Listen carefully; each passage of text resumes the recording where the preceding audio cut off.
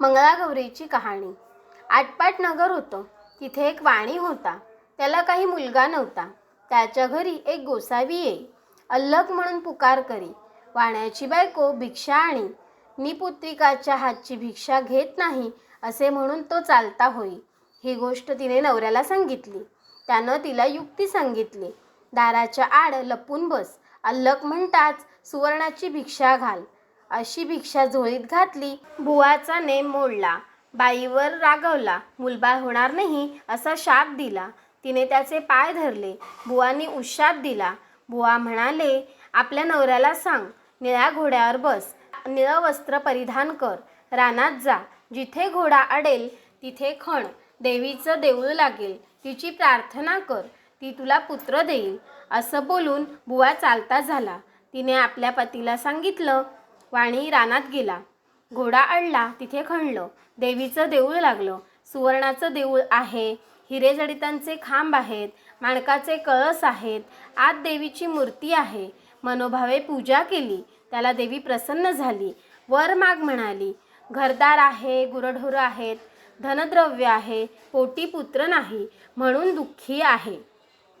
देवी म्हणाली, तुला संततीचं सुख नाही, मी प्रसन्न झाले आहे तर तुला देते। अल्पायुषी पुत्र घेतलास तर गुणी मिळेल, दीर्घायुषी घेतलास तर जन्मांध होईल, कन्या घेतलीस तर बालविधवा होईल, इच्छा असेल ते मागून घे। त्यानं अल्पायुषी पुत्र मागितला। देवीने सांगितलं, माझ्या मागच्या बाजूस जा, तिथे गणपती आहे, त्याच्या मागं आंब्याचं झाड आहे, गणपतीच्या दोंडावर पाय दे, एक फळ घे, घरी जाऊन बायकोला खाऊ घाल, म्हणजे तुझा कार्यभाग होईल असं सांगितलं। नंतर देवी अदृश्य झाली। वाणी देवळामागे गेला, गणपतीच्या दोंडावर पाय दिला, झाडावर चढला, पोटभर आंबे खाल्ले, मोठभर घरी नेण्याकरता घेतले, खाली उतरून पाहू लागला, तो आपल्या मोठेत आंबा एकच आहे असं 4-5 वेळा झालं। गणपतीला त्रास झाला। त्यानं सांगितलं, तुझ्या नशिबी एकच फळ आहे। फळ घेऊन घरी आला, बायकोला खाऊ घातलं, ती गरोदर राहिली, दिवसामासा गर्भ वाढू लागला, 9 मास पूर्ण झाले, वाण्याची बायको बाळंतीण झाली, मुलगा झाला, उभयतांना मोठा आनंद झाला, दिवसामासा वाढू लागला। 8व्या वर्षी मुंज केली, 10व्या वर्षी लग्न करा म्हणाली, काशी यात्रेशिवाय लग्न करणं नाही असा माझा नवस आहे असा जबाब दिला। काही दिवसांनी मामाबरोबर यात्रेस पाठवलं। मामाभाचे काशीस जाऊ लागले। जाता जाता काय झालं, वाटेने एक नगर लागलं, तिथे काही मुली खेळत होत्या, त्यात एकमेकींचं भांडण झालं। एक गोरी भुरकी मुलगी होती, तिला दुसरी मुलगी म्हणू लागली, काय रांडवाळ आहे। तेव्हा ती मुलगी म्हणाली, माझी आई मंगळागौरीचं व्रत करते, आमच्या कुलवंशामध्ये कोणी रांड होणार नाही, मग मी तर तिची मुलगी आहे। हे भाषण मामाने ऐकलं। त्याच्या मनात आलं, हिच्याशी भाच्याचं लगीन करावं, म्हणजे हा दीर्घायुष्य होईल। परंतु हे घडतं कसं। त्याच दिवशी तिथे त्यांनी मुक्काम केला। इकडे काय झालं, त्याच दिवशी त्या मुलीचं लग्न होतं। लग्नाचे वेळेस नवरा मुलगा आजारी झाला। मुलाच्या आईबापांना पंचाईत पडली, पुढे कोणीतरी प्रवासी मिळेल तर बरं होईल, त्याला पुढे करून वेळ साजरी करू म्हणून धर्मशाळा पाहू लागले। मामाभाचे दृष्टीस पडले। मामापासून भाच्याला नेलं, गोरज लग्न लावलं। उभयतांना गौरी हरापाशी निजवलं। दोघं झोपी गेली। मुलीला देवीने दृष्टांत दिला, अगं मुली, तुझ्या नवऱ्याला दंश करायला सर्प येईल, त्याला पिण्याकरता दूध ठेव, एक कोरा कराजवळ ठेव, दूध पिऊन सर्प कऱ्यात शिरेल, अंगच्या चोळीनं तोंड बंद करून टाक, सकाळी उठून आईला ते वाण दे। तिने सर्व तयारी केली। दृष्टांताप्रमाणे घडून आले। काही वेळानं तिचा नवरा उठला, भूक लागली म्हणू लागला, लाडू खायला दिले। फराळ झाल्यावर त्यानं तिला आपली अंगठी दिली। पहाटेस उठून ताट घेऊन बिऱ्हाडी गेला। मामाभाचे मार्गस्थ झाले। दुसऱ्या दिवशी काय झालं, हिनं सकाळी उठून स्नान केलं, आपल्या आईला वाण दिलं। आई उघडून पाहू लागली, तो आत हार निघाला। आईने कन्येच्या गळ्यात हार घातला।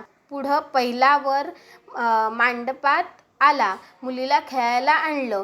ती म्हणाली, हा माझा नवरा नाही, मी त्याचेबरोबर खेळत नाही, रात्रीची लाडवांची व अंगठीची खूण काही पटेना। आईबापांना पंचाईत पडली। हिचा नवरा कसा सापडतो. नंतर त्यांनी अन्नछत्र चालू केली.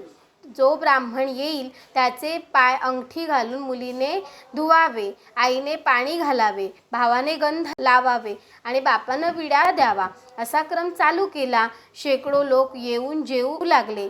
इकडे मामाभाचे काशीस गेले. पुष्कळ दानधर्म केला, तीर्थयात्रा केल्या, ब्राह्मणांचे आशीर्वाद घेतले.